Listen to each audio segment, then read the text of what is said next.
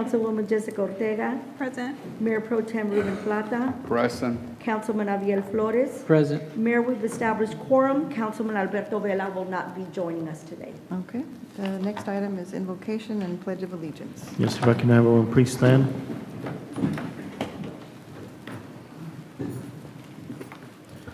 Heavenly Father, we trust in you with all our hearts and lean not only our own understanding. We acknowledge you in all our ways and in our meetings so that you will direct our paths. Father, we do not rely on ourselves for effective results. It is you who knows all things.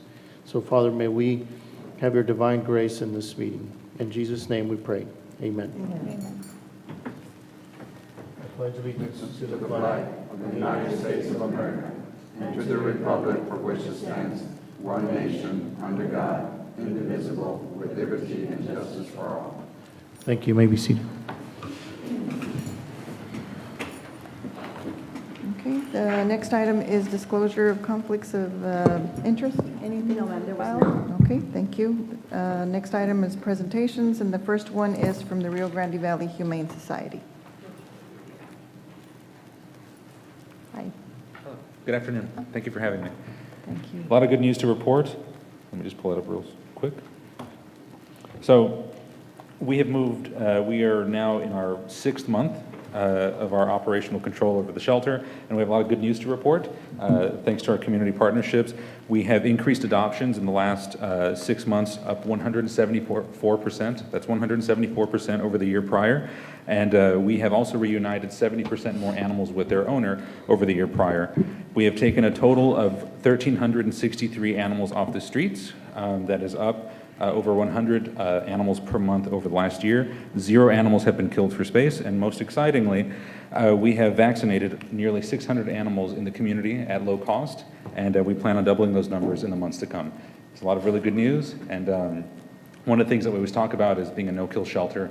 It may be a little bit misleading because it makes it seem as though all the work is done within the confines of that property, but really that is a reflection of the community's buy-in and the community's cooperation and collaboration with us. So we're very grateful to the City of Mission and to residents of the City of Mission. So a lot of good work to be done. A lot of good work has been done. So that's what we've got. Okay, thank you so much. Thank you. Anybody have questions for him? No. Luis? No? Thank you. Okay, Oh, one more thank thing, I'm so sorry. Our next community clinic is going to be August 19th. That's going to be on a Saturday from 10 a.m. to 1 p.m. and we'll be opening registration. It's actually open already, so if anybody wants to register their pets for those vaccines, you can do so today. Okay, Thank you all so much for your time. Thank you. Thank you. Okay, the next report is from the Chamber of Commerce. Brandon Enriquez. Good evening, Mayor and Council. So the nominating committee is meeting this week.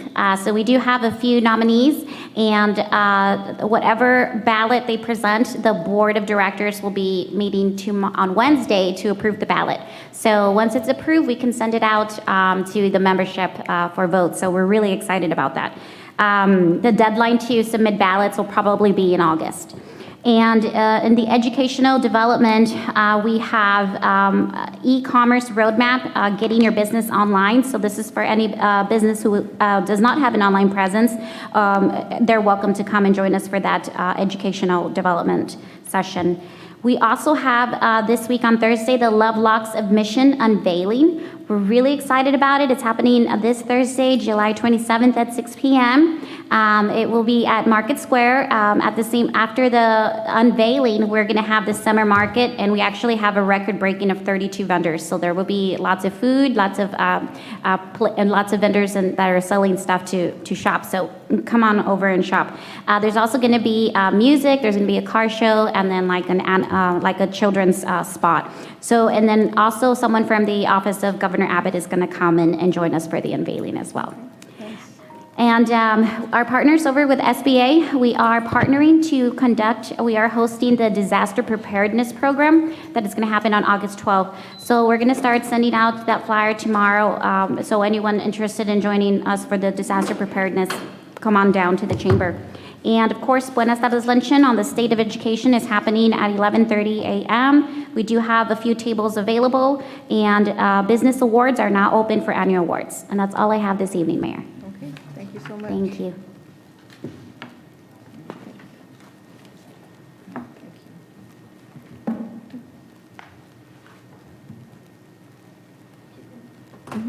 Okay.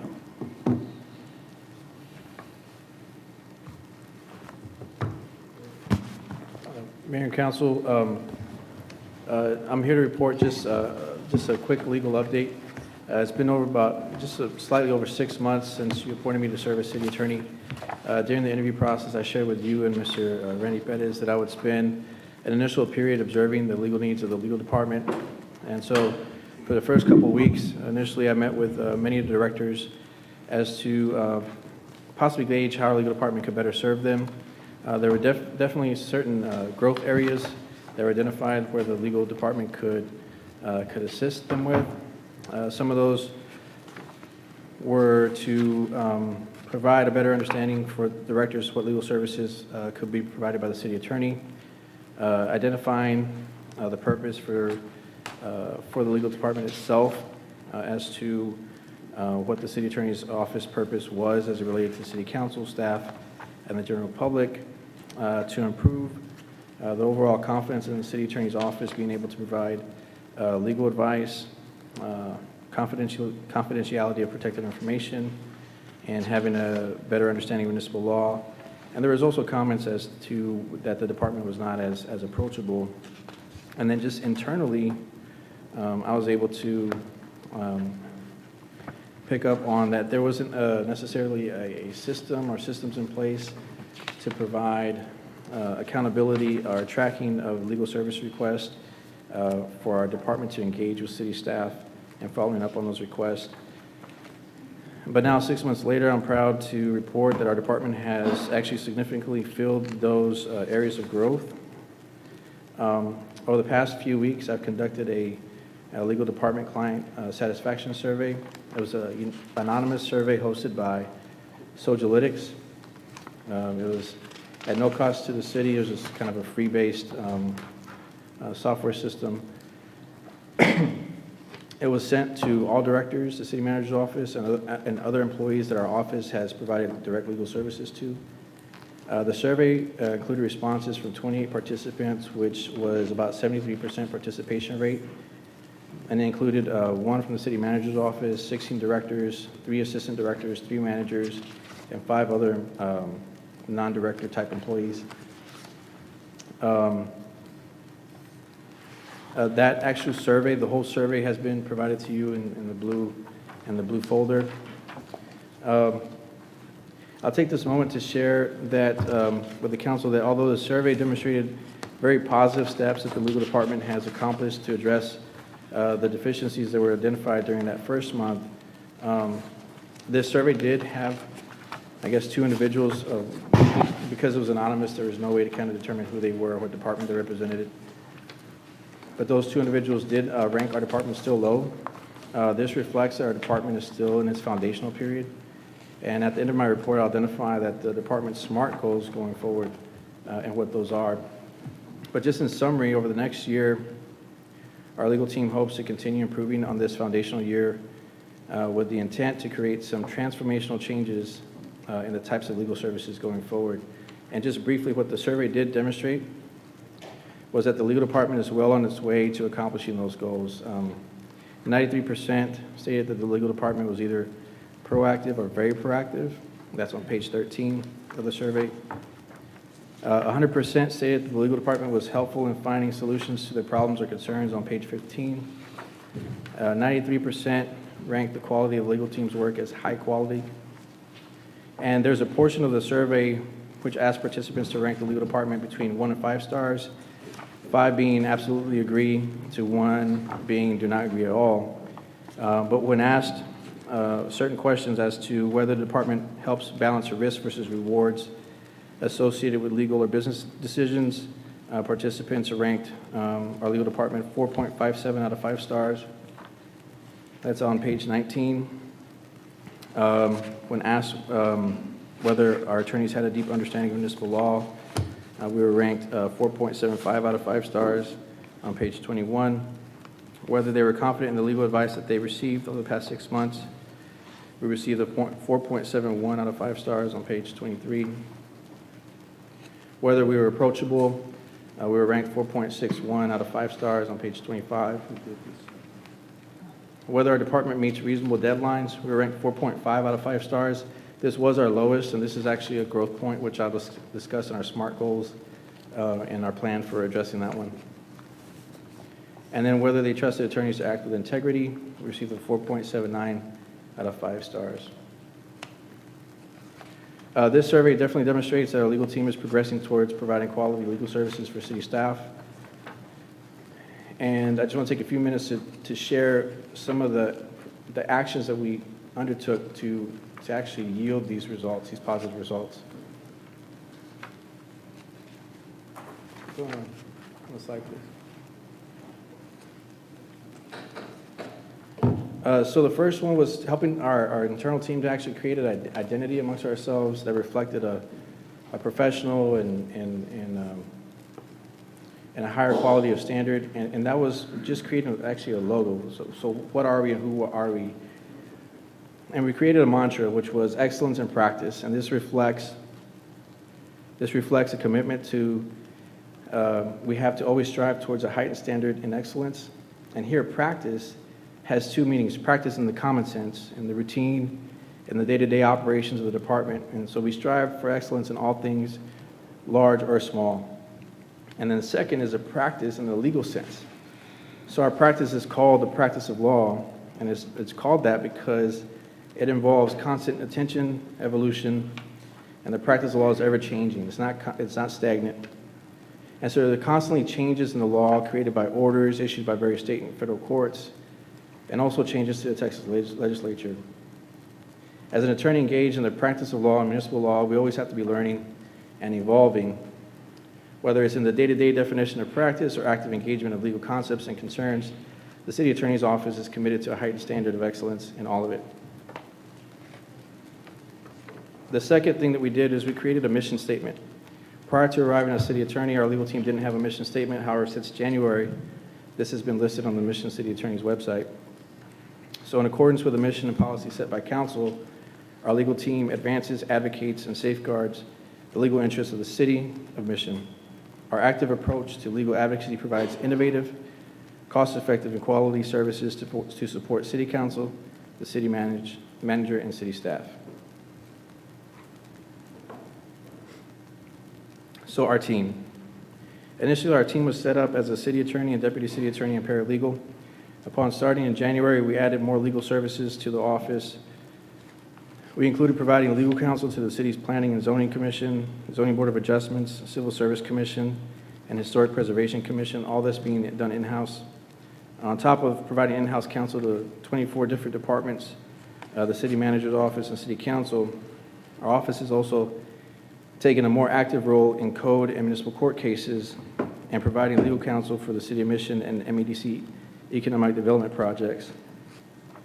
What I realized over this time of just evaluating the city attorney's office, and as will be identified in a few charts here shortly, is that the department is being asked to provide a much larger volume of legal services than previously requested, which is great. We pride ourselves in providing those services in-house, but for that reason, we've conducted some restructuring to our legal team to advance those goals.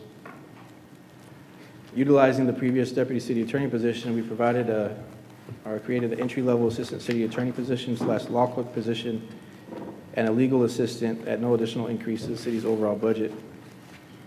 In addition, our legal department has partnered with St. Mary's Law School in San Antonio to host an annual summer intern law clerk program for second and third year law students, expanding our legal team from 3 to 5, again, without any increase to the city's attorney's annual budget.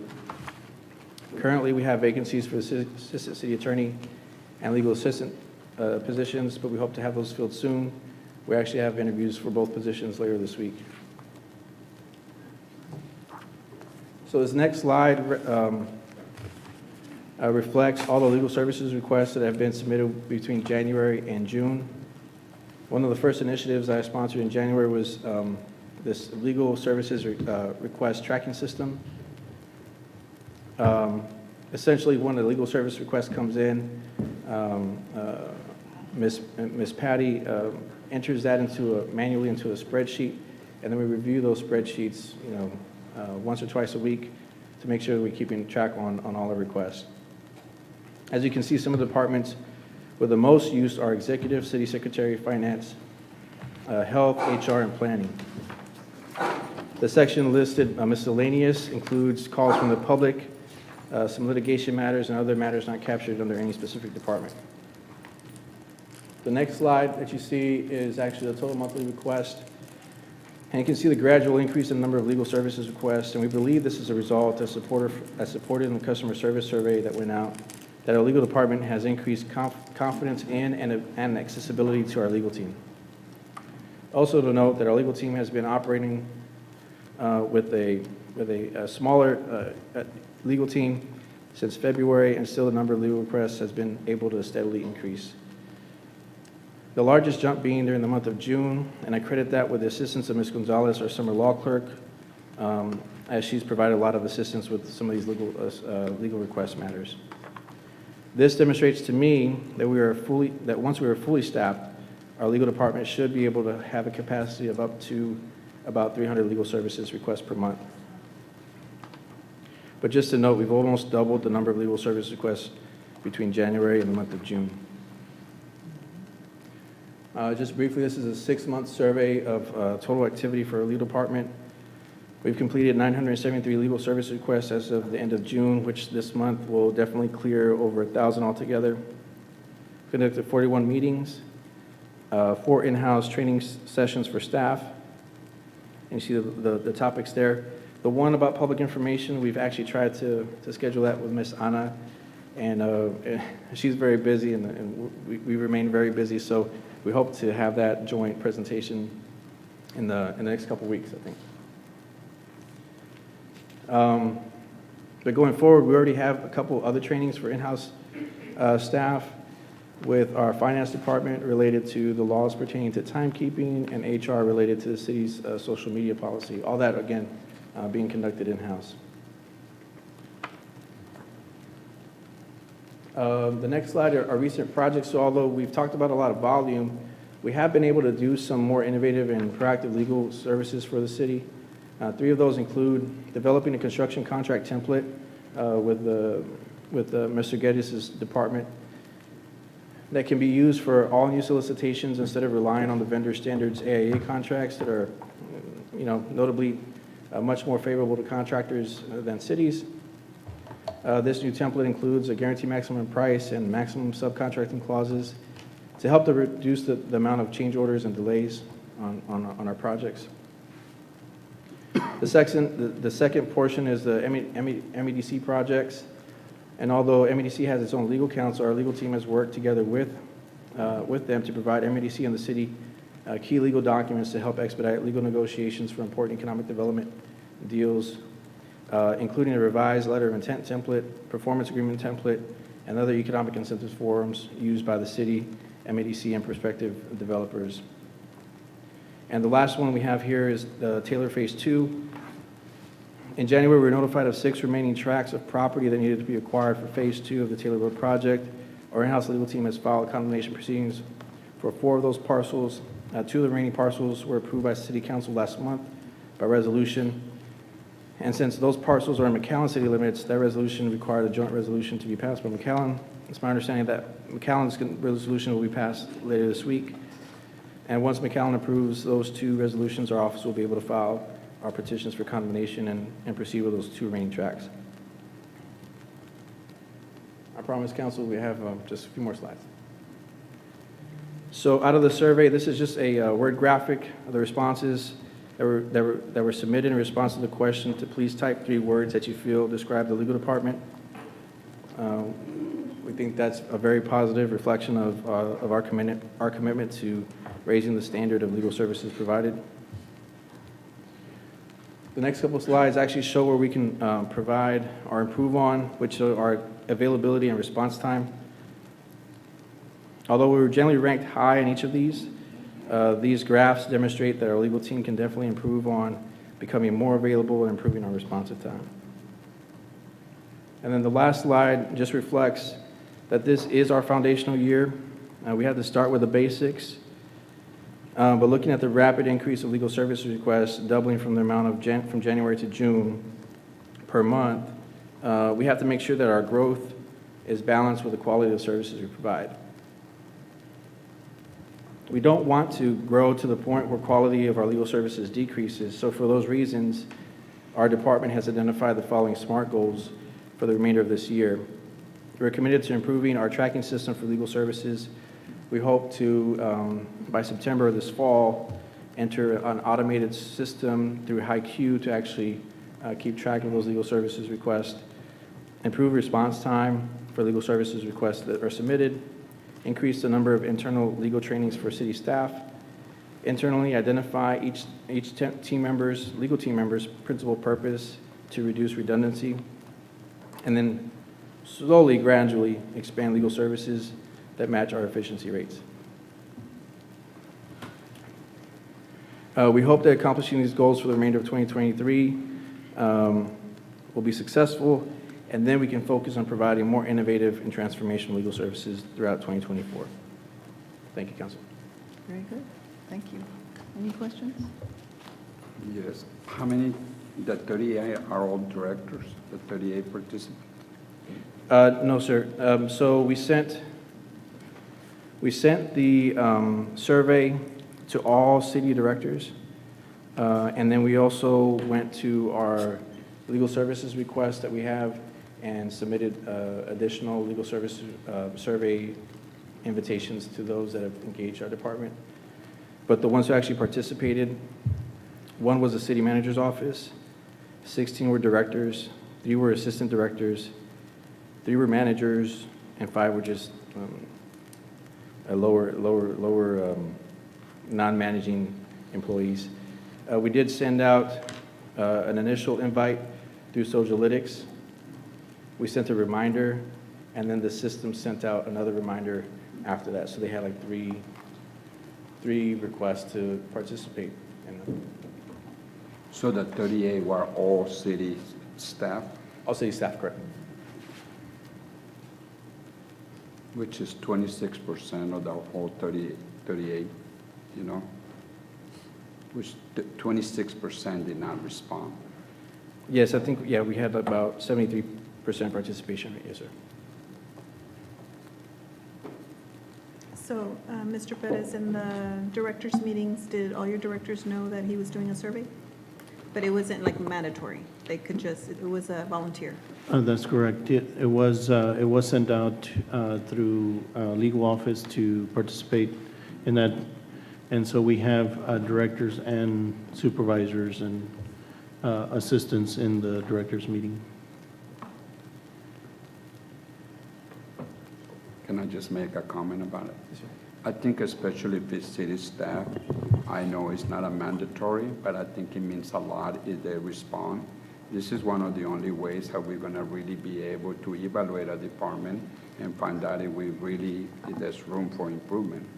So I think it's important for them to take a little bit of their busy schedule to answer the surveys, because, I mean, I think a lot of time is put into it to get a good evaluation. Mr. Plata, just to add to that, we did consider whether to make this not anonymous, because if we made it not anonymous, then we could track who didn't participate. But I just felt I wanted a full review. Two individuals said our department is doing a horrible job, but the others provided positive comments.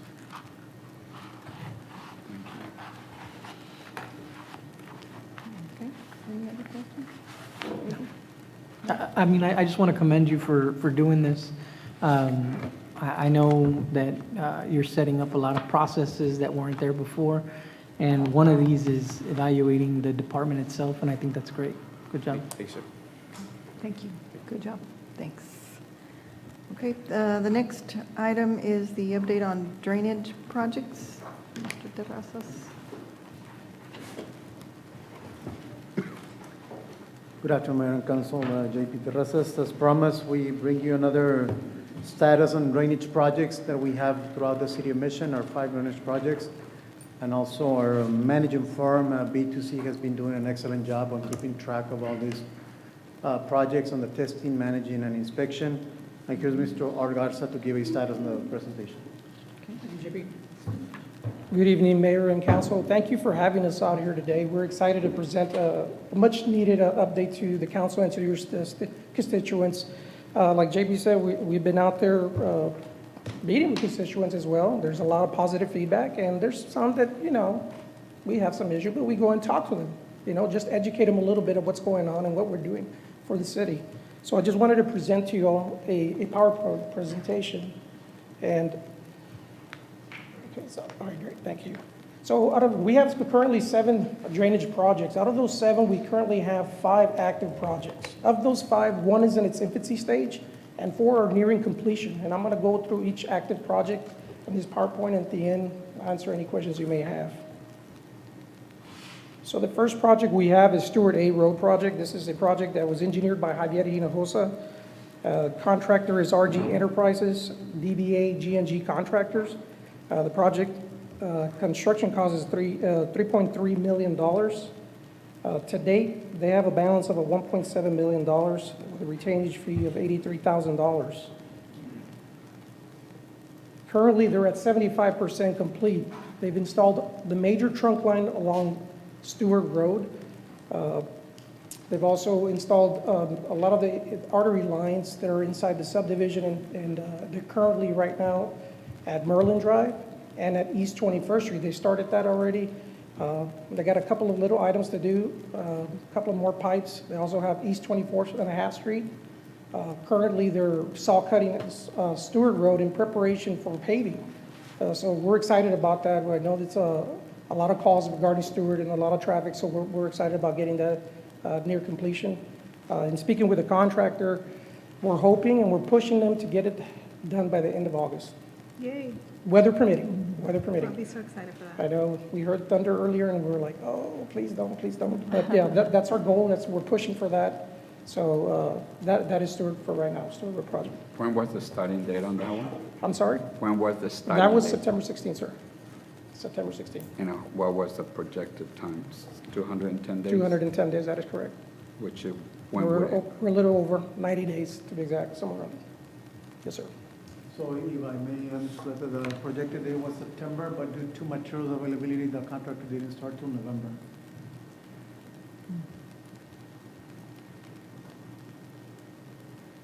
Moving on to our next project is Esperanza. This is a project that was designed by Tetsi Infrastructure. The contractor is Texas Cordia. Again, this project was construction cost at $5.4 million. We've had 3 change orders that they've added the cost to 5.7. They do have a balance of 1.7 with a retainage of 202. Their completion date is September 17th of this year. And they're currently at 70% completion. Texas Cordia has been working off of Tiffany and Hillcrest Drive on the northwest side of the subdivision north of 2 Mile Line. They got about 4 more streets pending on that side. They got Crisantema, West 42nd Street, Magdalena, and Azalea Street to go. We're hoping to get West Clavel and Hillcrest and Tiffany paved in the next couple of weeks. Our next project we have is Gabriel. This was engineered by M2 Engineering. Also, contractor is Texas Cordia. Their completion date is August 8th. Their contracted amount was for $2,884,252. They have a balance of $374,000 with a retainage of 85. They're at 85% completion. Currently, they're getting they're preparing to start doing the jack and board. That's part of our alternate 1 contract. And that what we're going to do is we're going to go underneath Los Ebanos into an outfall on the east side. So they should be coming up within the next week to start on that project. Also, if I may, so that jack and board, that was the change order that was presented at the last council meeting by our city engineer.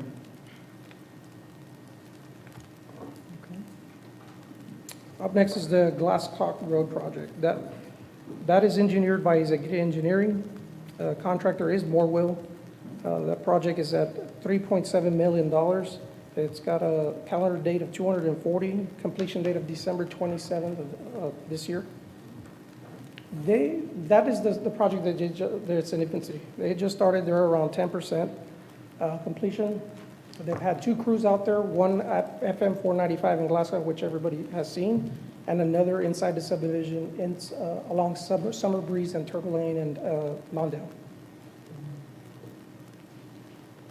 So also, if I may, this is a continuation of the Tulip project, the project that we just finalized, or we're trying to finalize north of 495. There was a lot of utilities, as you can see on the manhole, you can see a lot of utilities on the way, where we're gonna be placing, or we already placing the 7x7 boxes crossing 495. That's why we have that detour in the area. Yes, and just to add that, we did install boxes. They're backfilling already. Our goal is to get that backfilled, compacted, and tested, and cleaned up, and ready before school starts. As I know we'll be getting a lot of calls from school, so we're trying to hurry up. But as you can see, there was a lot of utilities in there, so we got to take our time. Up next is Tulip, as Mr. Terrazas mentioned. That project is engineered by HCE. The contractor, again, was Moreville. The contracted amount was $1.8 million. There is a pending change order of $179,000 that will be presented in a little bit. They're at substantially complete already. They're at 90%. The only thing pending is the punch list items. So we submitted their final pay-up. We're ready to close out that project. Any questions? I don't have any questions. Thank you so very much. Thank you. Do y'all have any questions for? Thank you so much. Thank you. No, thank you. Okay. Alrighty, the next item on the agenda is our departmental reports. Are there any questions? Those were in our packets. I move to approve the reports as presented, Mayor. Second. There's a motion and a second to approve the reports as presented. All in favor say aye. Aye. Aye. All opposed say no. Motion carries unanimously. The next item is citizens' participation. Yes, Mayor, we have Mr. Sam Benson. Okay. Mr. Sam Benson, please state your name and address, please, for the record. Sam Benson, 2205 West Jackson Avenue, McAllen, Texas. Honorable Mayor, Honorable City Council members, I'm here today to share an experience I had today, or actually yesterday. I'd like to share it with you. I own and operate a shelter for indigent people, but due to constraints of budgeting, lack of staffing, and lack of volunteers, it's dwindled down to basically a call center to help people like that. Yesterday, I got a call. No one answered. None of my counselors answered because it was Sunday, so it filters down to the last person. The last person is me. So I took the call. Immediately, when I got the call, I felt I could hear desperation, the help and the need and the despair of this person on the line. So I took the call again. The basic information. Okay, call. It's just it's a victim of domestic violence. Different episodes. She fled her hometown of El Paso, going back and forth to the towns. Basically, I gave her, basic information. Call Mujeres Unidas. Oh, you could hear. I already called them. They don't want to help. Well, go to the police department, this and that. I already did that. I go over different options. He said, I've already tried that. Nobody wants to help me. I could hear the sincerity of the person. I could hear children in the background. It's going to be okay, Mom. It's going to be okay, Mom. I said, okay. So go back to the PD. I'm going to call the PD and see what I can do. I called the PD, and they said, well, basically, I called the chief there, couldn't get a hold of him. He didn't answer. Finally, somebody called me back. They called me quickly. And they said, oh, well, basically, they said, we don't have any funds. It's a weekend. Have her call back Monday, when they have something. Okay, that's not going to help. So I said, okay, I called her back. Look, give me more information. I know I wanted to help her. So I said, oh, where are you? I don't know. I've been driving around. Nobody wants to help me. I'm not in the area. I don't look around. So what do you look around? So I just said, tell me where you're at. Tell me what you see. I said, well, basically I determined, okay, she's in Mission. So who do I have in Mission? I go to my phone. Who do I call in Mission? I call people. Nobody answers because it's Sunday. So I said, okay, go to my personal phone. See who do I have in Mission? Oh, I see somebody. Let me call that, see what happens. Cross my fingers. Before the phone finished ringing the first dial, the person answered this. First thing he says, how can I help you? It's a Sunday, okay, early in the morning. And that person is here today. Chief Torres. Okay. He said the first thing, how can I help you? Within 30 minutes from the time that I called him, that person that needed help already had a place to stay, had a voucher, okay, for that person's children to have something to eat. Okay. That person is here today to thank each and one of you because you hired that person and you made the right choice. I know you had thousands of applicants, okay, and all you hear is people complaining about this person. Well, I'm here today that you made the right choice. And thank you for hiring that person. He used to be a patrolman here when he first started. And I used to work with him right next to him. And I told him, when he left, I said, you're going to come back, man. You're going to come back. He says, nah, I don't know. I said, I guarantee you're going to come back. And here he is today. But thank you for hiring him. And the person that he helped, whether her children is here today, and she wants to come up here and thank y'all and thank the chief. Chief, can you come up here, please? Because everyone always complains, but we want to say thank you. Ma'am, could you tell them your story?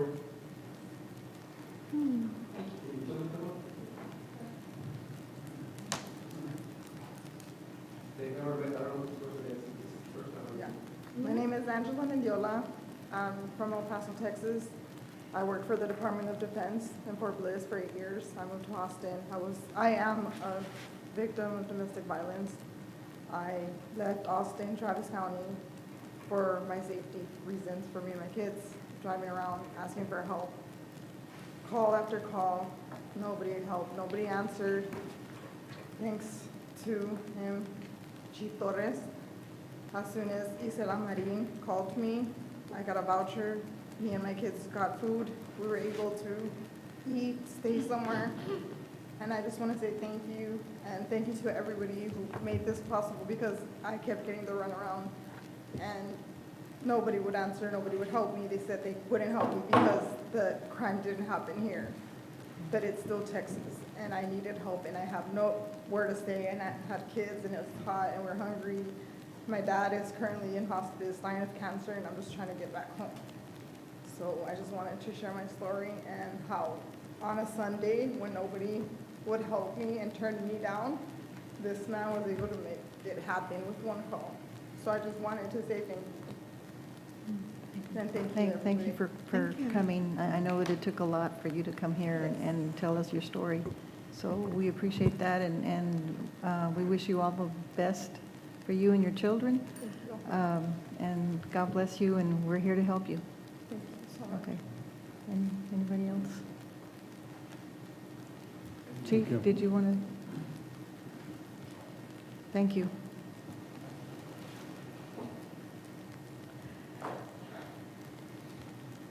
Okay. Is there anybody else on?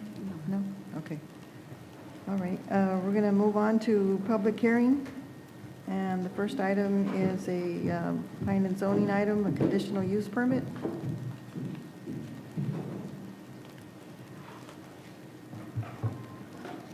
Good afternoon, Mayor and Council. Item number 7 is a conditional use permit for the sale and on-site consumption of alcoholic beverages from Medelina's Restaurant located at 2224 East Business Highway 83. This is a tract of land containing 1.08 acres of land, being a part or portion of Lot 204 Johnny Sherry subdivision. It's currently zoned heavy commercial, and the applicant is Sandalio R. Garcia. If the council is inclined to approve this item, an adoption of an ordinance will be needed. The subject site is located at the southwest corner of Glenwood Avenue and East Business Highway 83. The applicant is leasing the 20-square-foot building to operate a first-class family-oriented Mexican restaurant with top-quality food that provides a comfortable atmosphere resulting in a positive dining experience. This restaurant has been in operation since February of this year, but did not offer alcohol in their menu. The applicant would now like to offer alcoholic beverages with this meal. Access to the site is from two 24-foot driveways off of Business 83. Hours of operation proposed are Monday to Sunday from 7 a.m. to 7 p.m. For parking, there's a total of 28 parking spaces, which are shared within the other businesses. p and Z and staff recommended approval, subject to a 2-year reevaluation, at which time he would need to renew the CUP and TABC license. Waiver of the 300-foot separation requirement from residential homes. They must comply with all requirements from our city codes, and they must obtain a business license, which they currently already have. This is a public hearing. This item is now before you. Okay, thank you. Is there anyone here that would like to speak in favor or in opposition to this request? Anyone here that would like to speak in favor or in opposition to the conditional use permit? Come on up and please state your name and address. Hello, my name is Sandario Garcia. My address is 9413 North Benson Road, McAllen. I'm the owner of the restaurant, and I would like to have the license in order to provide drinks for my customers if they ask for a beer or so. Okay. That'll be it. All right, thank you. Thank you. Thank you. Is there anyone else that would like to speak in favor or in opposition? Is there anyone online? No? Is there a motion to? I move to close the public hearing. Second. There's a motion and a second to close the public hearing on item number 7. All in favor say aye. Aye. All opposed say no. Motion carries unanimously, 4-0. Are there any questions for staff? I move to approve, Mayor. Second. There's a motion and a second to approve the conditional use permit as presented with ordinance number 5345. All in favor say aye. Aye. All opposed say no. Motion carries unanimously, 4-0. Next item. Item number 8 is a conditional use permit. This is for the sale and on-site consumption of alcoholic beverages for Cocktails Latin Bar and Grill. This is located at 4001 South Sherry Road, Suite 350. This is out of Lot 1, Sherryland Plantation Grove Tech Center number 2. It's currently zone plan unit development, and the applicant is the Best Flavored Beer LLC. If the council is inclined to approve this item, an adoption of an ordinance will be needed. The subject site is located on the southeast corner of San Mateo and Sherry Road. The applicant leased a 1,500 square foot suite and is proposing to open a bar and grill. Access to the site can be from one primary driveway to Sherry Road or from separate driveways from San Mateo or San Gabriel. The last CUP approved by the City Council for this location was on February 13 of this year for a period of 2 years. The applicant recently decided to change the name of the business from 1942 Bar and Grill to Cocktails Latin Bar and Grill. Therefore, they need to reapply for the conditional use permit. Hours of operation are Monday and Sunday from 3 to 12 a.m., Tuesday to Saturday from 3 to 2 a.m. Parking, there's a total of 65 total seating spaces, which require 22 parking spaces. There's a total of 180 parking spaces that are shared with other businesses. For the sale of alcohol, the proposed restaurant does include a bar component, therefore requiring the 300-foot separation. P&Z and staff recommended approval for a period of 2 years, at which time the CUP and TABC license permit will need to be renewed. Waiver of the 300-foot separation requirement from residential homes. They must comply with all requirements from our city codes, and they must obtain a business license prior to occupancy. This is a public hearing. This item is now before you. Okay. Is there anyone here that would like to speak in favor or in opposition to the conditional use permit at 4001 South Sherry? Come on up, please. Hi, my name is Santiago Gonzalez.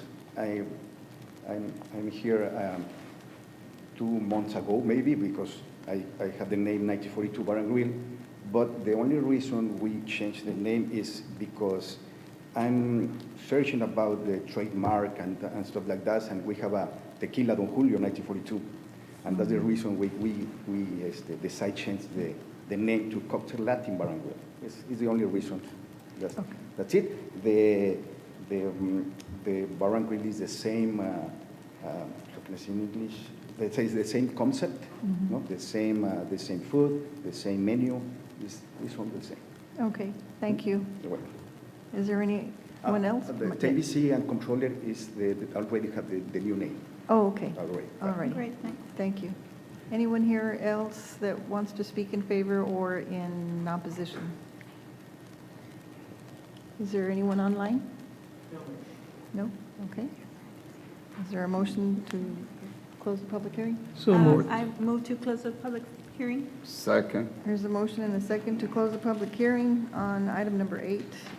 All in favor say aye. Aye. All opposed say no. Motion carries unanimously, 4-0. Are there any questions for staff or a motion? I'll make a I move motion to approve. Second. There's a motion and a second to approve the conditional use permit at 4001 South Sherry Road as presented. All in favor say aye. Aye. All opposed say no. Motion carries unanimously, 4-0. And that is ordinance number 5346. Next item? Item number 9 is a conditional use permit for the sale and on-site consumption of alcoholic beverages. This is for Taboo Bar and Grill located at 608 North Sherry Road, Suites 9 and 10. This would be out of Lot 1 Alba Plaza. It is commercially zoned, and the applicant is BGD Investments LLC. If the council is inclined to approve this item, an adoption of an ordinance will be needed. The subject site is located a quarter-mile south of East Business Highway 83 within a commercial plaza along the east side of Sherry Road. Access to the site is via a 30-foot driveway off of Sherry Road. The applicant is currently operating a nightclub. It is noted that a nightclub and the sale of alcohol is a permitted use under a C3 zone, but require conditional use permit and city council's approval. This nightclub concept offers food, VIP areas, live music, and concerts. The last CUP for this location was considered by the council on January 9, 2023, and it was denied. Staff notes that after a city council meeting, a petition from the residents from the Sherry Crossing reflecting 41% in opposition was submitted. The concerns voiced in that petition were in regards to loud music, shots fired, speeding, burning tires, the use of foul language in the back of the alley. Staff notes that the applicant has been trying to renew his conditional use permit but has been denied. Proposed hours of operation. He originally was proposing Thursday through Sunday. I think now it's going to be Friday through Sunday only, from 6 p.m. to 2 a.m. He's proposing 15 employees. There's a total of 138 total parking spaces that are shared among the businesses within that commercial plaza. Section 156-3 of the zoning code requires that any bars, cocktail lounges, taverns, cantinas, saloons, dance halls, discotheques, or nightclubs must be 300 feet from the nearest residence. There is a residential subdivision within the 300-foot radius, therefore a waiver would be required. Staff did mail out 27 notices to surrounding property owners. Staff has not received any comments in favor or against the request.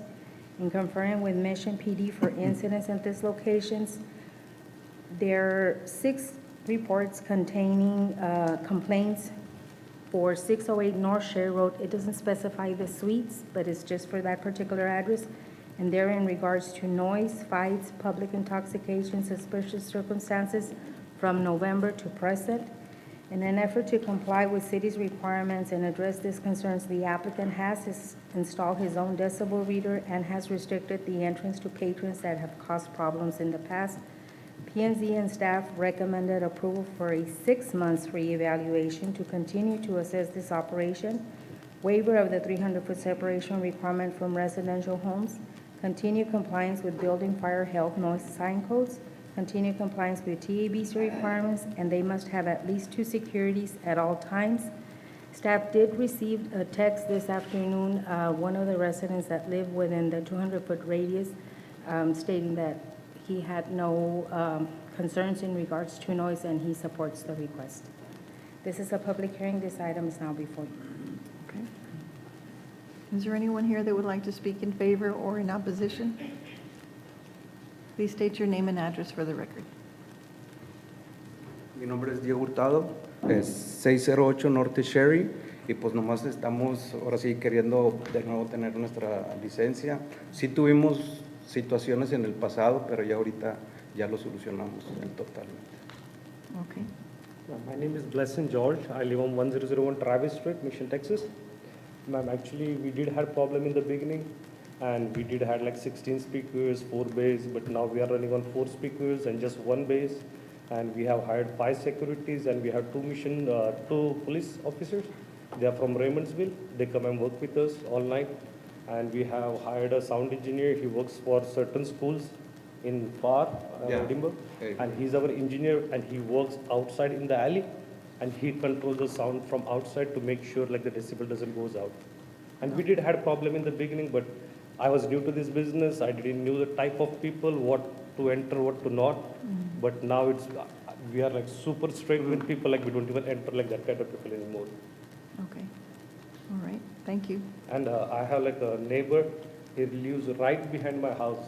So, yeah, he sent message to like, I think to Yes. Ms. Susanna, like, because I asked him personally, like, do you listen anything? Because he was the one, he came in the meeting the first time. And he said like, I had kids and we had the sound. So I asked him, like, how is it right now? He said like, it's been a year, like I live there, like I don't listen like anything. And there was a problem in the beginning when we opened the business, we used to throw all the bottles and everything in the trash can in the back after 2 o'clock. So that was taking like 1 hour, 1 hour and a half, but now we don't do that. We throw the trash the second day. So we hired someone who can go and clean and throw the trash on the side. And we have the security one who works in the alley. Because there was a lot of time, like if you go to the public records, I have all the lists. Most of them are no caller IDs. So they don't mention their name, like who's the one calling. And I have like almost 11 time call, that was my securities. For certain problem, like their girlfriends are there or boyfriend is there, they go and do something to their car because she went there. So now it's very hard for us to control like who is going and when she is going and when who's going, like how can we decide that? But most of the calls in this, it's from my security, his name is Angel. Okay. So I got that from the public record, it says like he's the one who called for most of the problems. Okay. And I will just request, just give me 6 months. And if you guys feel there is more problem on that business, you guys can decide because it's a big investment.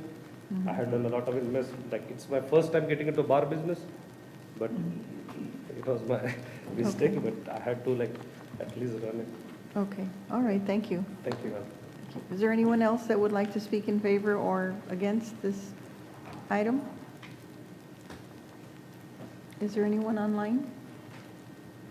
Mayor, I move to close the public hearing. Second. There's a motion and a second to close the public hearing. All in favor say aye. Aye. All opposed say no. Motion carries unanimously. Is there any, Mayor, I'd like to make a motion to approve the 6 months permit for them to have their business. Second. there's a motion and a second to approve the conditional use permit as presented for 6 months. All in favor say aye. Aye. All opposed say no. Motion carries unanimously 4-0.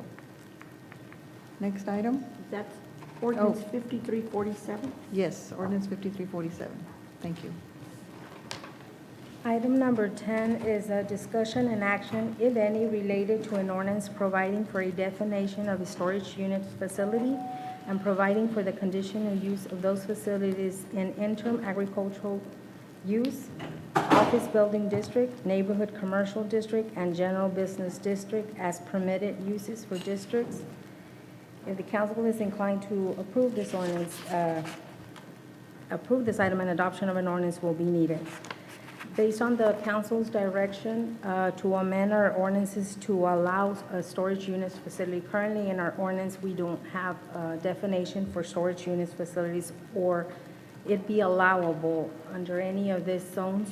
This ordinance creates a definition, which is a storage units facility, a building or group of buildings divided into separate compartments which are rented to meet temporary storage needs. Related activities such as retail sale of packing and moving materials and rental of moving equipment are allowed as incidental uses. Any authorized storage unit facility must be located on a tract of land with a minimum of 2 acres. The storage unit facilities will be allowed as a conditional use permits for agricultural open interim, office building, and neighborhood commercial and general business. And under heavy commercial, adaptive commercial district, and any light industrial uses, it would be as a permitted use. This is the only amendment we're doing to the ordinance to establish storage units. Okay. Planning and zoning and staff recommended approval. The only addition that the planning and zoning recommended was that it be allowed, a minimum of 2 acres. So we added to the ordinance. That's the only concern that they had. This is a public hearing. This item is now before you. Okay, is there anyone that would like to speak in favor or in opposition to this item? Anyone here that would like to speak in favor or in opposition? Anyone online? I want to close the public hearing. Okay, there's a motion and a second to close the public hearing on item number 10. I'll second, is there a second? Second. There's a second. All in favor say aye. Aye. All opposed say no. Motion carries unanimously.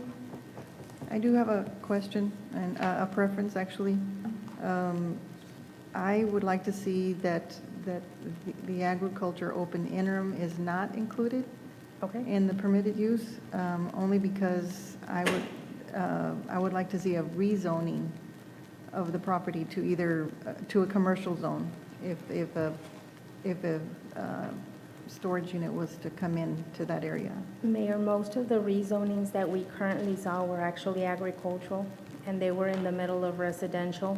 Right. So that was the only reason, in order not to, Okay, not I'm to getting change it. them to commercial, we We're opted allowing out it. as a conditional use permit. Okay. At that point, we would notify the residents, and then if there's any opposition. But we're still going to note, that's my concern. Yes. We would still notify the residents. Yes, and under AOI, C1, C2, and C3, it would be a permitted as, with a conditional use permit. With a conditional use permit. Yes. So they will be informed. They would be Okay. notified. Okay, that was what I wanted to be sure. Yes. Okay. It will. Is there any other questions? A motion? I move for approval. Second. There's a motion and a second to approve item number 10, allowing storage units in the AOI, C1, C2, and C3 zones. All in favor say aye. Aye. All opposed say no. Motion carries unanimously 3-0. Next item. Item number 11 is a discussion and action, if any, related to an ordinance providing for amendments to the city's historic preservation ordinance under Section 147B of its Code of Ordinances, Appendix A, with necessary revisions to ensure compliance with state and city regulations, as recommended by the city's Historic Preservation Commission. If the council is inclined to approve this item, an adoption of an ordinance will be needed. The City of Mission desires to make sure that the city's Historic Preservation Overlay District ordinance remains compliant with city and state regulations, including, among others, SB 1585. P&Z and staff recommended approval. There's a public hearing. This item is now before you. Okay, is there anyone here that would like to speak in favor or in opposition to the historic preservation ordinance? Anyone here that would like to speak in favor or in opposition to the ordinance?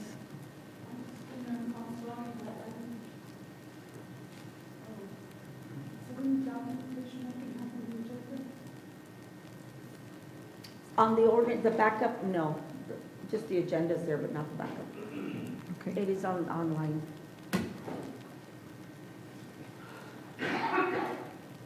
Okay, where's Victor? Oh, there you are. Yes.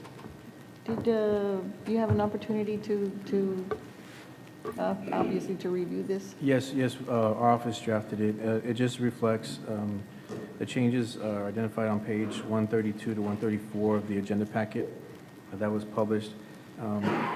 It really just goes to codify it. Remember, we had a workshop in which council identified some really short-term changes to this ordinance, just to get it compliant with current other city ordinances and also state law.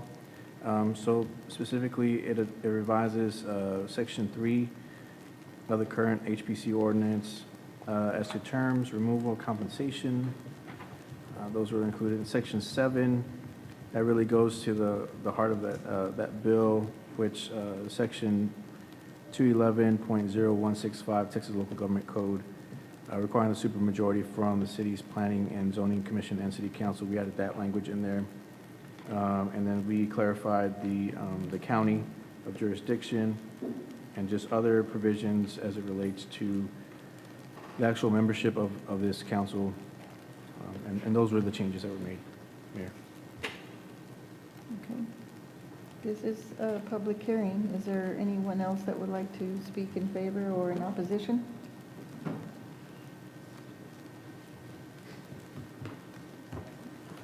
There's no one online?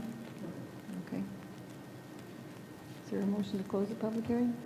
I'll make a motion to close the public hearing. Second. There's a motion and a second to close the public hearing.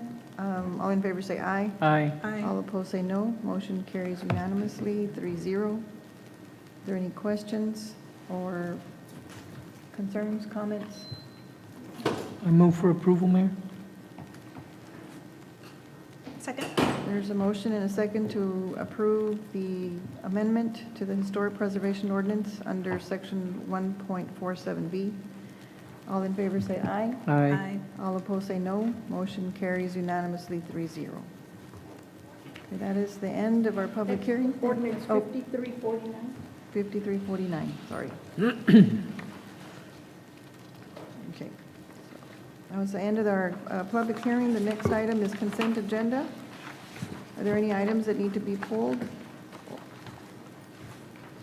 It's items number 12 through 22. Mayor, I'd like to make a motion to approve all consent agenda items. Second. There's a motion and a second to approve all consent agenda items as presented with resolution number 1846 and on number 16 and ordinance number 5350 Yes, ma'am. for item number 17. All in favor say aye. Aye. Aye. Aye. Aye, okay. All opposed say no. Motion carries unanimously, 4-0. Okay, next item is approvals and authorizations. Item number 23. Yes, Mayor, Council, good afternoon. This is for the appointment of the City Council representative and alternate to serve on the Board of Directors for the Texas Citrus Fiesta Board. This representative will serve as a voting member of the Board of Directors. Recommendation is to appoint Councilwoman Jessica Ortega as the City Council representative and Mayor Nori Garza as the alternate member. Move to approve. Second. There's a motion and a second to approve the appointments to the Texas Citrus Fiesta Board as presented. All in favor say aye. Aye. All opposed say no. Motion carries unanimously, 4-0. Thank you. Thank you. Next item.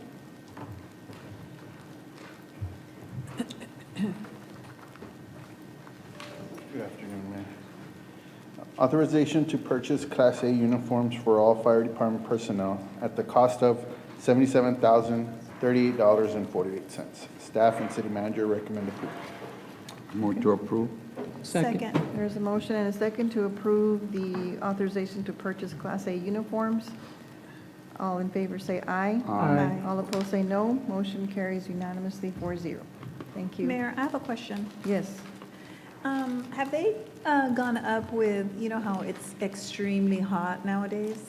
The uniforms, have they come up with some new type of uniforms where the technology where you all can keep cool? Well, these newer uniforms are lighter. Oh, okay. So they're cooler in the. Okay, great. I was just They are- curious. They are all cool now. They're also vented here on beneath the Oh, arms okay. to allow for the extra. But you're going to keep the same color? It's navy blue, right, not black? Okay, thank you. Thank you. Next item. Good evening. Item number 25, seeking the approval of an ordinance to amend the City of Mission Code of Ordinances, Section 30-164, master fee schedule for the Mission Fire Department EMS. The amended rates are to be within the industry standards and allows the city to collect fees related to the cost of providing emergency medical services in a BLS with an MICU level of service that requires treatment, transportation to the hospital by ambulance by both city residents and non-residents. Amended rates would be effective August 1st, 2023. Staff and city manager recommend approval. Move for This item's not approval. before you. Second. Okay, there's a motion and a second to approve the amending the master fee schedule for Mission Fire Department EMS. All in favor say aye. Aye. All opposed say no. Motion carries unanimously, and that's ordinance number 5351. Yes. Okay, thank you. Next item, Mr. Mendiola. Good afternoon, Mayor, City Council. Authorization to purchase 1,000 refuge carts from Auto Environmental Systems via HGAC contract number RC01-21. Due to the continued growth of the city, Sanitation Department is requesting these carts to help meet the demand and the city's current services for the remainder of the current year at a cost of $61,400. Okay. I move for approval. Second. There's a motion and a second to authorize the purchase of 1,000 residential refuse carts. All in favor say aye. Aye. All opposed say no. Motion carries unanimously 4-0. Thank you. Thank you. Next item. Authorization to purchase 15 30 cubic yard standard roll-off containers from Waste Equip via buy board contract 686-22. I'm sorry. Authorization to purchase these 15 cubic roll-off containers will reduce the cost of our landfill at Public Works and also future projects for Keep Mission Beautiful at a cost of $96,135. The future projects will help our continuing efforts to incorporate the community to help keep our city clean. Staff and city manager recommend approval. Move to approve. Second. Okay, there's a motion and a second to authorize the purchase of 15 30 cubic yard roll-off containers. All in favor say aye. Aye. All opposed say no. Motion carries unanimously. Thank you. Thank you. Next item. Chief. Good evening, Mayor, City Council, City Manager. We are requesting approval for ordinance providing a three-way stop intersection at Sierra Court and Stonegate Drive. The Mission Police Department received a request for a three-way stop sign at the intersection of Sierra Court and Stonegate through the City Manager's office. This request is to add a three-way stop sign intersection to provide a more secure student drop-off from the Mission Independent School District. On June 5th, 2023, the Traffic Safety Committee and I met and we reviewed the concerns, and they recommended placing a three-way stop sign at the intersection. City Manager and I recommend approval. I move to approve. Second. Okay, there's a motion and a second to provide a three-way stop at the intersection of Sierra Court and Stonegate Drive. All in favor say aye. Aye. All opposed say no. Motion carries unanimously 4-0, and that's ordinance number 5352. Thank you. Chief. Next item.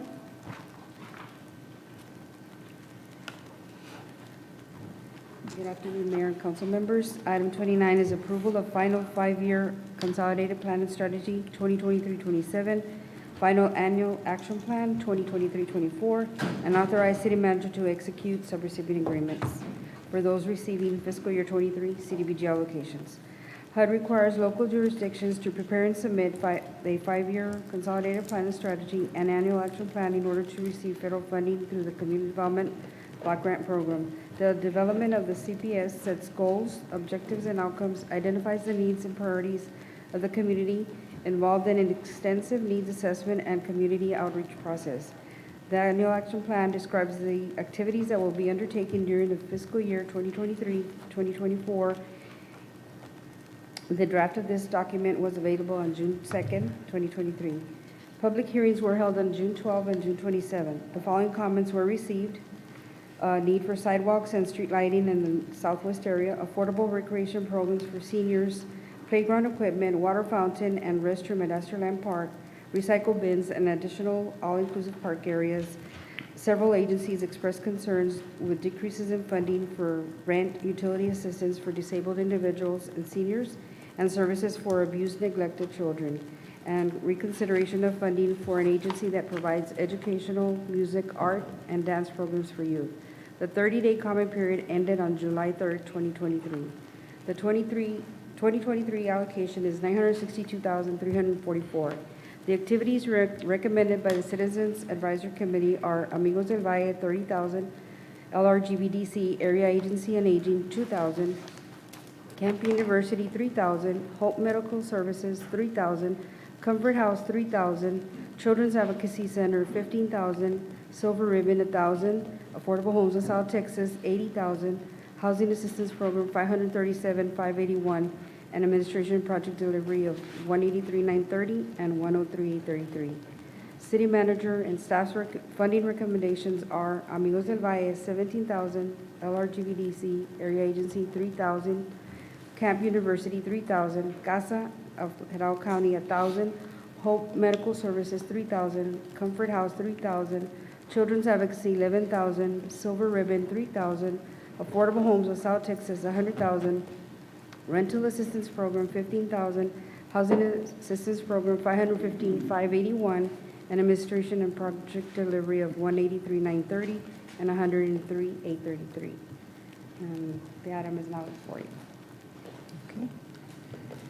Mayor, I would like to make a motion to approve the city management and staff funding recommendations as presented. Second. There's a motion and a second to approve the recommendations by staff and city manager as presented. All in favor say aye. Aye. All opposed say no. Motion carries unanimously. Thank you. Thank you. 4-0. Good afternoon, Mayor and Council. Staff is seeking authorization to engage in negotiations with the architect for Lions Park Improvements Project Phase 2 and authorize city manager to execute contract incident thereto. The City of Mission has received qualifications from CG5 demonstrating their capabilities to design Lions Park Improvements Project Phase 2. CG5 is proposed as the architect on the basis of demonstrated competence and qualifications to perform the services in the principal architect's experience with Lions Park Phase 1. Architectural and engineering services will be charged at a fixed percentage rate at the awarded construction cost for Mission Lions Park Phase 2. And the staff recommendation is to engage CG5 in negotiations and execute a contract for the architecture and engineering design for Lions Park Improvements Project Phase 2 under Texas Government Code, Chapter 2254-004, contract for professional services. Mayor, I'd like to approve CG5 as presented. Mr. Charlie Garcia is here in the audience. Thank you so much. Second. Okay, there's a motion and a second to engage negotiations with CG5 for Lions Park Phase 2. All in favor say aye. Aye. Aye. All opposed say no. Motion carries unanimously. Thank you, Charlie. Next item. Good afternoon, Mayor, City Council. Staff is seeking authorization to approve change orders number 1 and number 2 for tulip drainage improvements projects for the City of Mission. The approval of change order number 1 for tulip improvement projects consists of an increase of 54 calendar days to the original contract due to adverse weather. Change order number 2 is a net amount increase for the project, which will be $179,236.96 with an additional 40 calendar days.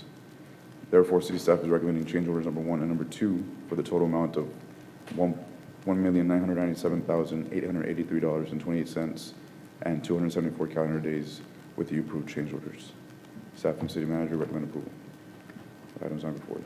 Thank you. Are there any questions? I have a question, Mayor. So the amount increase is 179,236, not the 1.9, right? Correct. The 1.9 would be the total. Or the total with cost. Increase, correct.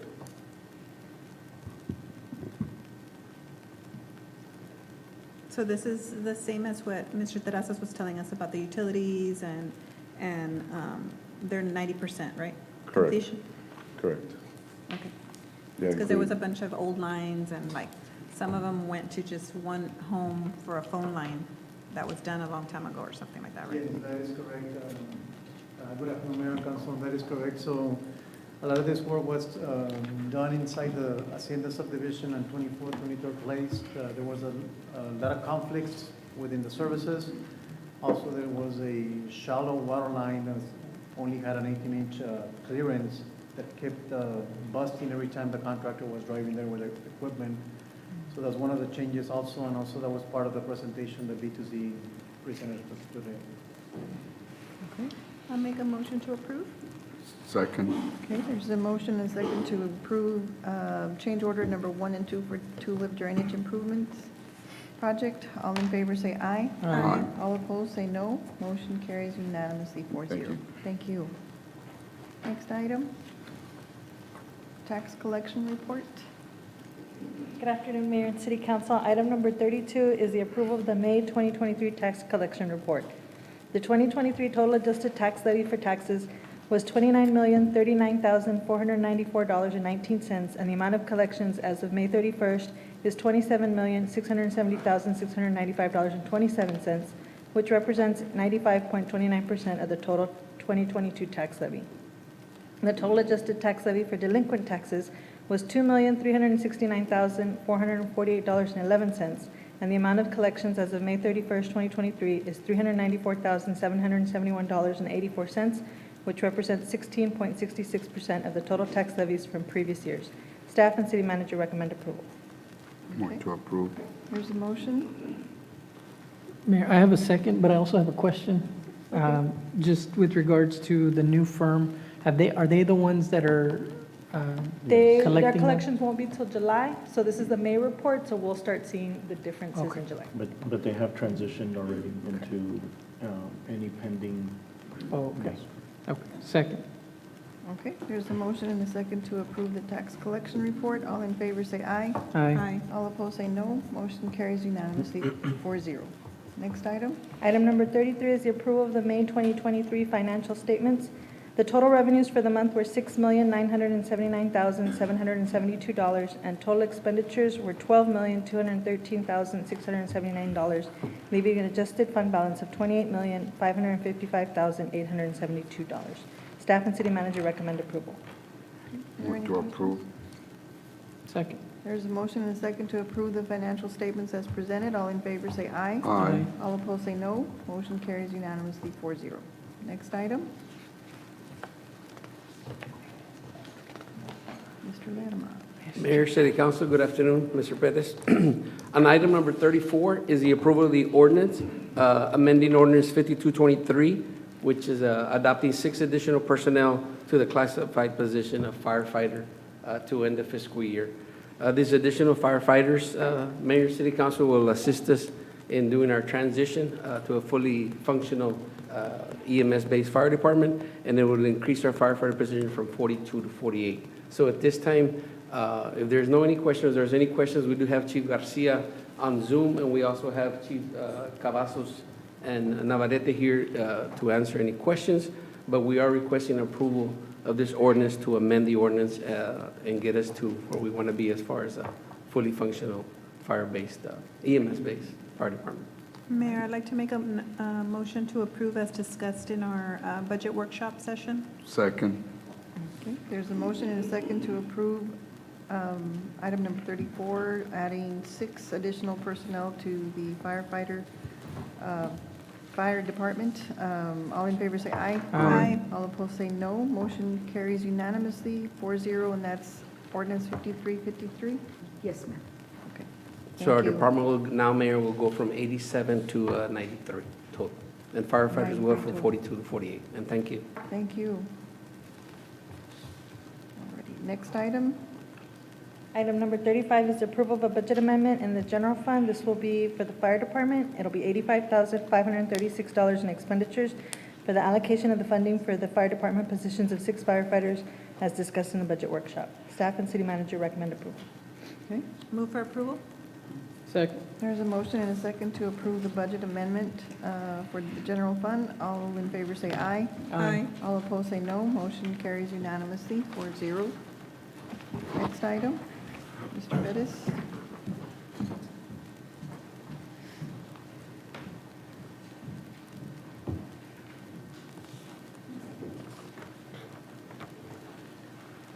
Good afternoon, Mayor and Council. Item 36 is a presentation of the preliminary budget as for fiscal year 2023-24.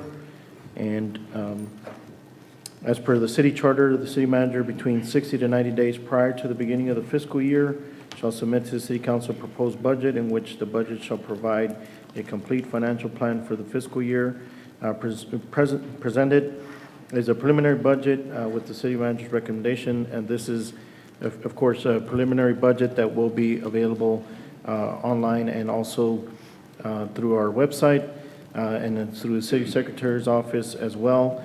The presentation of the preliminary budget was discussed in the budget workshop to include all funds. We will have certified values by the end of this week, and then also the calculation of the tax rate from the county's office the first week of August. So we are planning another workshop August the 7th, and a preliminary budget is $139,109,812. Again, it's a preliminary for all funds. Are there any questions? We did have a budget workshop last week, so Yes, it correct. was discussed in depth. That's correct. So, and is it online right now, Randy, since it's just a preliminary or not? It will be after today. After Yes. today, okay. So there's no approval here, right? No, It's a, we do have to approve it.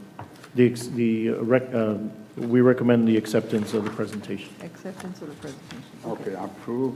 Well, yeah, no, we accept the presentation, but not approve. I mean, That's correct. I guess I make a motion to accept the presentation? Yes, Yes, sir. yes. Second. Okay, there's a motion and a second to accept the presentation.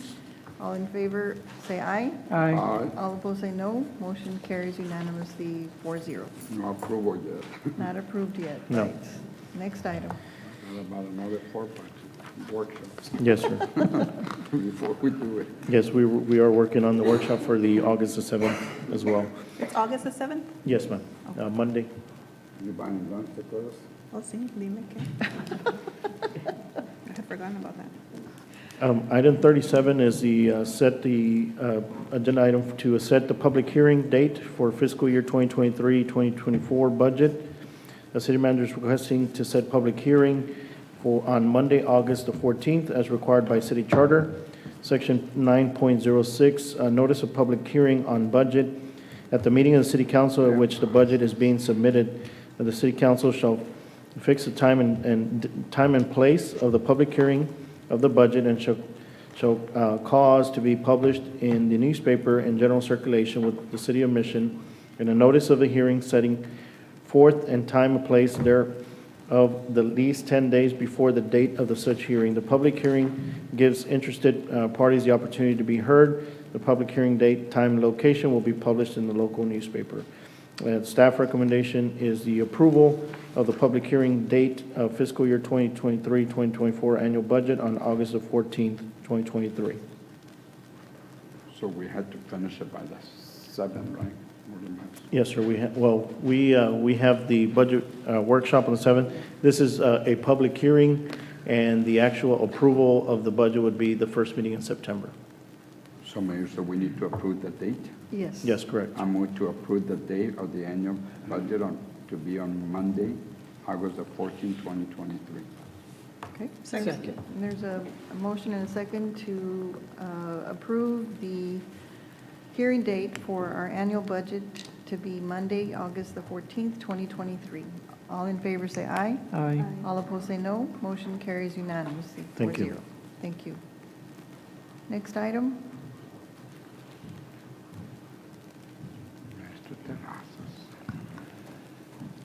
Good afternoon, Mayor and Council. I come before you to present item 38, authorization to approve change order number 2 for SH 365, Hidalgo County RMA Utility Relocation Project. There were unexpected changes on the field and adjustments on field operations. We added 5 boards due to new development on the area. As you know, this is the area where we're doing the Sherry Business Park by the Killam's, the industrial area. So we added these boards to provide services on the water services. Also, the relocation of force main and the water line that was already installed. It was conflicting with the drainage pipes that the Hidalgo County RMA is already installing. Change order number 2 is in the amount of $237,727 with 58 cents, which 50% is reimbursable by the RMA. Due to the agreement that we have with the Hidalgo County RMA, 50% of the construction is reimbursable, and staff and city manager recommends approval. Okay. May I move to approve based on the staff and city manager recommendation? Second. Okay, there's a motion and a second to approve the change order number 2 to the Hidalgo County RMA utility project. All in favor say aye. Aye. All opposed say no. Motion carries unanimously, 4-0. Mayor, I just have a quick question. So if the RMA is paying half and the city of Mission pays the other half, is that something that we, like, a contingency that we budgeted for, or where do those funds come from? So we did fund for the construction of the project, which was $1.3 million. That also is getting 50% reimbursable. But this is a change order. We will need to present it. We'll present it next month to the RMA board for funding and. And so if they approve, they'll pay 50% of the cost, right? Correct. And then Mission will pay the other 50%? Correct. Yes. And, I mean, is that an item that we planned for? Like, obviously, it's a change order, so we didn't budget for it.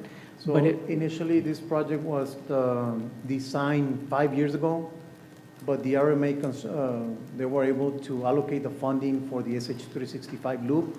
So they started construction already, and due to all the new development of the area, we found out that we needed to add more and also water services to the new development of the area, which in this case is the Sherry Village Park, the industrial park by the Killam's. Right. Also, they own several more acres adjacent to this vicinity, so we're preparing that for the future.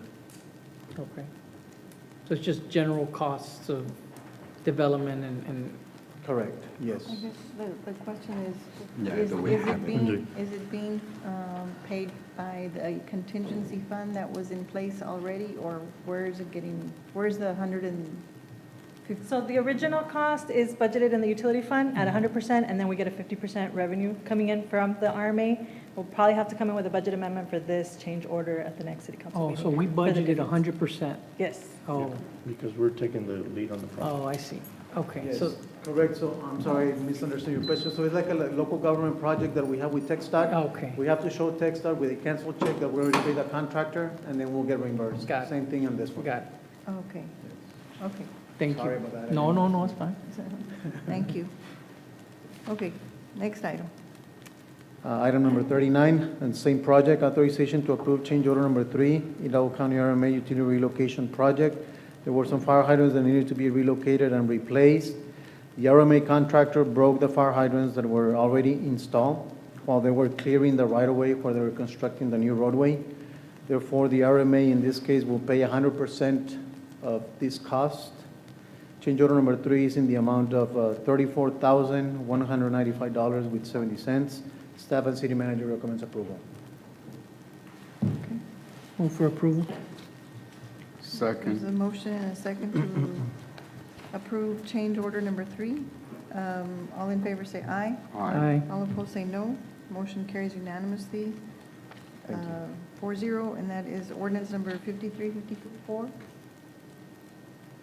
It doesn't, or what? it doesn't. Oh, no, have no, an I'm ordinance. sorry, I'm looking at the other one, sorry. Number 40. 4-0. Thank you. Now, number 40. This item was tabled the last time. I believe to be able to see it the following meeting, we need to take it off the table and then table it Correct. again? Well, actually, no, if you No? don't want to remove it from the table, it'll stay tabled. Okay, it stays tabled for the Yes. next meeting? Yes. Okay, all right, then I guess it- Then we'll just move on to city manager comments. I guess, ma'am, a couple of comments. Tomorrow, July 25th, we will be having, we're partnering up with the RGV Food Bank on a food distribution at Beth Salinas Park in Madero from 9 to 11. Also, on Wednesday, July 26th at 9:30 a.m., we will be doing the safety zone unveiling here at the Mission Police Department across the street, again at 9:30 a.m. on Wednesday. We will have, as Brenda mentioned earlier, we have partnered up with Leadership Mission and the Mission Chamber with the ribbon cutting and unveiling of the Love Locks of Mission. And this is on Thursday, July 27, 2023 at 6 p.m. at the Market Square. Also, we are assisting the Texas Citrus Fiesta with their car show on Saturday, July 29, 2023 at 4, it's from 4 to 8 p.m. at the Mission Event Center. We will be hosting the PATH conference, that is through the District Attorney's Office and law enforcement, on August the 3rd at 8 a.m., Mission Event Center, and also a unaccompanied veteran service on this Thursday at 10 a.m. at our Rio Grande Valley Veteran Cemetery. Also on August the 4th, the Mission Fire Department and the Police Department are having a youth camp from 9 a.m. to 12 p.m. noon. That's all I have now. Thank you. Okay, thank you. Council, any comments? No comments. No comments. No comments, Mayor. I don't have any comments either, so we will move on to executive session. Is there a So motion? move to go into executive session and to. Second. There's a motion and second to move on to executive session. All in favor say aye. Aye. Aye. All opposed say no. Motion carries unanimously, and that's pursuant to Texas Government Code 551.071.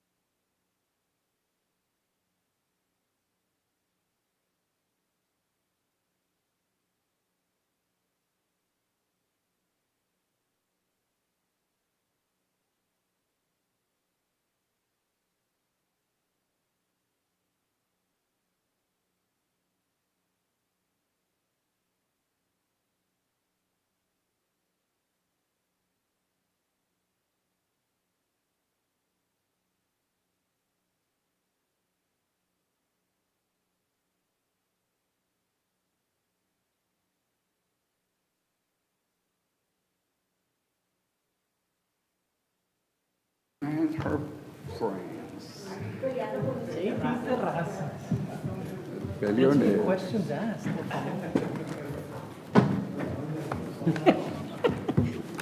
Is there a motion to go back into regular session? So moved. Second. Motion and a second to go into regular session.